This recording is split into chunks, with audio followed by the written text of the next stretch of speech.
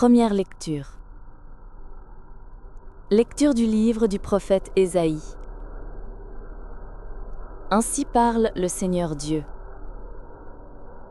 Ne le savez-vous pas? Encore un peu, très peu de temps, et le Liban se changera en verger, et le verger sera pareil à une forêt. Les sourds, en ce jour-là, entendront les paroles du livre. Quant aux aveugles, sortant de l'obscurité et des ténèbres, leurs yeux verront. Les humbles se réjouiront de plus en plus dans le Seigneur. Les malheureux exulteront en Dieu, le Saint d'Israël.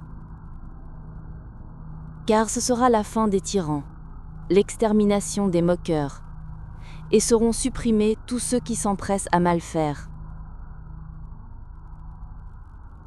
Ceux qui font condamner quelqu'un par leur témoignage, qui faussent le débat du tribunal et sans raison font débouter l'innocent. C'est pourquoi le Seigneur, lui qui a libéré Abraham, parle ainsi à la maison de Jacob. Désormais, Jacob n'aura plus de honte, son visage ne pâlira plus, car quand il verra chez lui ses enfants, l'œuvre de mes mains, il sanctifiera mon nom, il sanctifiera le Dieu saint de Jacob, il tremblera devant le Dieu d'Israël. Les esprits égarés découvriront l'intelligence, et les récalcitrants accepteront qu'on les instruise. Parole du Seigneur.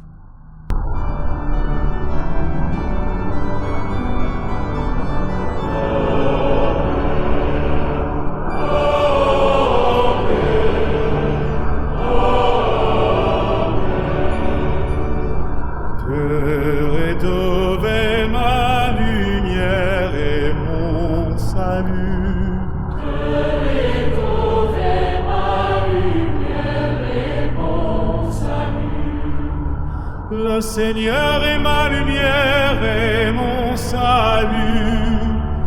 De qui aurais-je crainte? Le Seigneur est ma lumière et mon salut. De qui aurais-je crainte?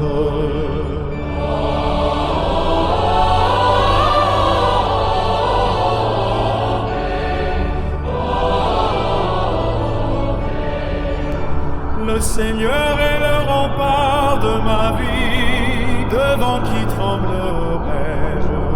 J'ai demandé une chose au Seigneur, la seule que je cherche, habiter la maison du Seigneur tous les jours de ma vie. J'en suis sûr, je verrai les bontés du Seigneur sur la terre des vivants.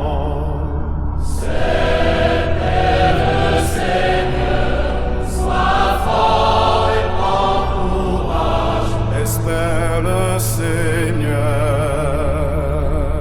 Espère le Seigneur. Sois fort et prends courage. Espère le Seigneur. Sois fort et prends courage. Espère le Seigneur.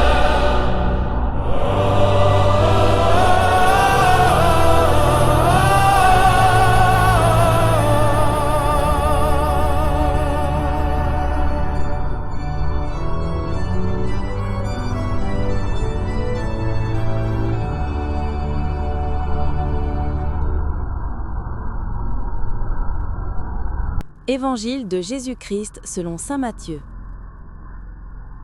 En ce temps-là, Jésus était en route. Deux aveugles le suivirent en criant « Prends pitié de nous, fils de David !» Quand il fut entré dans la maison, les aveugles s'approchèrent de lui et Jésus leur dit « Croyez-vous que je peux faire cela ?» Ils lui répondirent « Oui, Seigneur !» Alors il leur toucha les yeux en disant « Que tout se passe pour vous selon votre foi. » Leurs yeux s'ouvrirent, et Jésus leur dit avec fermeté « Attention, que personne ne le sache. » Mais une fois sortis, ils parlèrent de lui dans toute la région. parole du Seigneur. Bonjour et bienvenue dans ce moment de partage autour de la parole et de l'évangile du jour.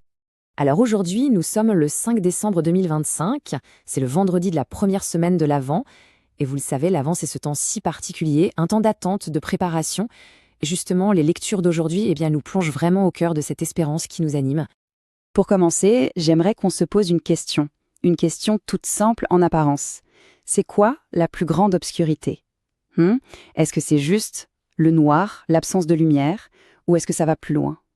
C'est fascinant de voir comment les textes de ce jour explorent cette idée.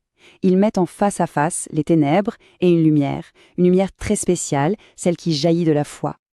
Bon, on entre dans le vif du sujet avec la première lecture.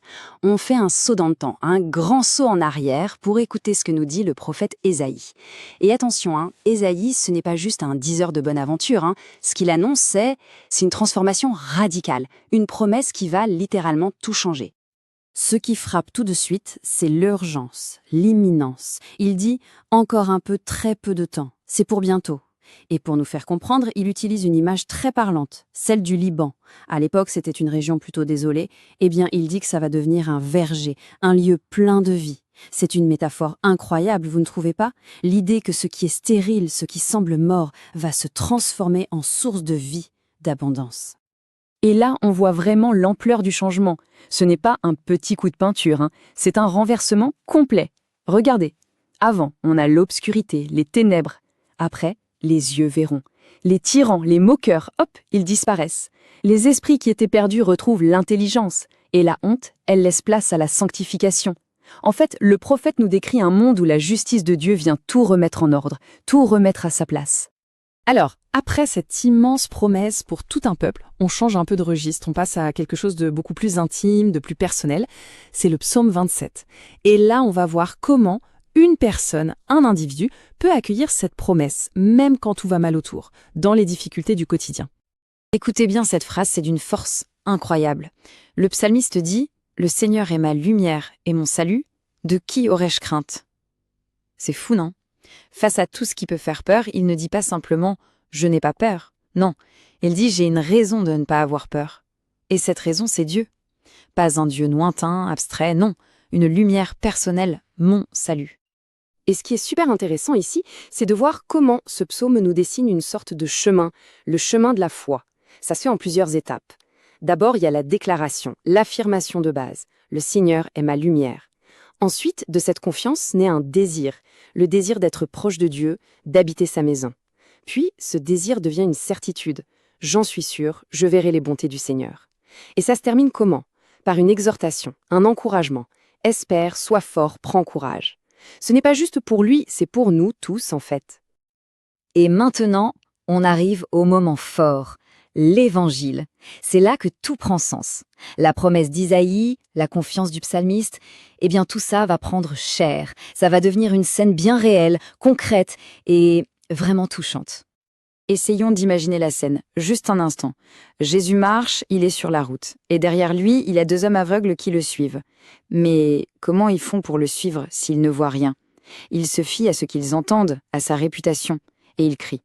Et leur cri, ce n'est pas juste un appel à l'aide. C'est bien plus que ça. C'est une véritable profession de foi. Quand ils l'appellent « fils de David », en fait, ils sont en train de dire « Nous savons qui tu es le Messie que nous attendons ». Et là, c'est le moment décisif. Jésus aurait pu les guérir comme ça, sans rien dire. Mais non, il s'arrête et il leur pose une question qui change tout. Il ramène le projecteur non pas sur sa puissance à lui, mais sur leur foi à eux. Remarquez bien, il ne demande pas « Est-ce que vous voulez voir ?» Il demande « Croyez-vous que je peux faire cela ?» C'est subtil, mais toute la différence est là. Tout dépend de leur foi. Et leur réponse, elle est tellement simple, presque désarmante. Mais quelle profondeur! Pas un « on espère », pas un « peut-être », juste « oui Seigneur ». Un oui franc, total. C'est un abandon complet, plein de confiance. Et c'est ce oui, cet acte de foi tout simple, qui va ouvrir la porte au miracle. Et là, attention, la parole de Jésus est fondamentale. Il lie le miracle directement à leur foi. Il ne dit pas « que ma volonté soit faite. Il dit que tout se passe pour vous selon votre foi. C'est une parole incroyable. Ça veut dire que leur foi n'est pas seulement une condition pour que le miracle arrive. Non, c'est bien plus. Leur foi en est la mesure. La guérison est à la hauteur de leur foi. Bon, alors, si on prend un peu de recul, comment tout ça s'emboîte? D'un côté, on a une promesse qui date de plusieurs siècles. De l'autre, une prière de confiance très personnelle. Et enfin, un miracle qui vient accomplir les deux. Vous voyez le lien? Le fil rouge qui traverse tout ça, c'est bien sûr cette idée de lumière, de vision. Pour résumer, c'est assez simple en fait. Isaïe, il a allumé une mèche, il a promis que les aveugles verraient, il a ouvert une porte sur l'espérance. Le psalmiste, lui, nous a montré comment on peut s'approprier cette espérance, comment dire « Dieu est ma lumière ». Et Jésus, eh bien, il est venu montrer que la clé, le passage secret entre la promesse et la réalité, c'est la foi, c'est l'acte de croire. Finalement, la grande leçon de ces lectures, c'est peut-être que la vraie vision, la plus importante, ce n'est pas celle de nos yeux. C'est une autre vision, une vision intérieure. C'est la capacité de regarder le monde, les autres, et même nous-mêmes avec un autre éclairage, celui de la foi. C'est ce qui permet de voir de l'espérance en plein désespoir, de percevoir une présence, une lumière, même quand tout semble noir. Et tout ça, ça nous renvoie à nous-mêmes, avec une question pour notre journée. Au-delà de ce que nos yeux voient, le travail, les soucis, les joies, qu'est-ce qui, au fond, nous permet de voir les choses autrement? Quelle est cette foi, petite ou grande, qui nous aide à y voir plus clair? Quelle est la lumière qui nous guide quand on a l'impression d'être dans le brouillard? Voilà, je crois, la belle méditation que les textes d'aujourd'hui nous offrent.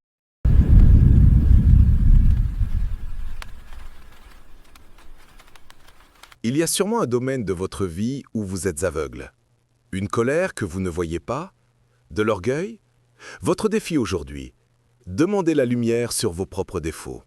Dites simplement « Seigneur, montre-moi ce que je refuse de voir en moi-même » et acceptez la réponse avec humilité. Prions. Seigneur Jésus, Fils de David, aie pitié de moi. Je crois que tu peux tout. Ouvre mes yeux, non seulement sur ta beauté, mais aussi sur mes propres ténèbres, pour que je puisse en guérir. Que ma foi ouvre la porte à ta lumière. Amen.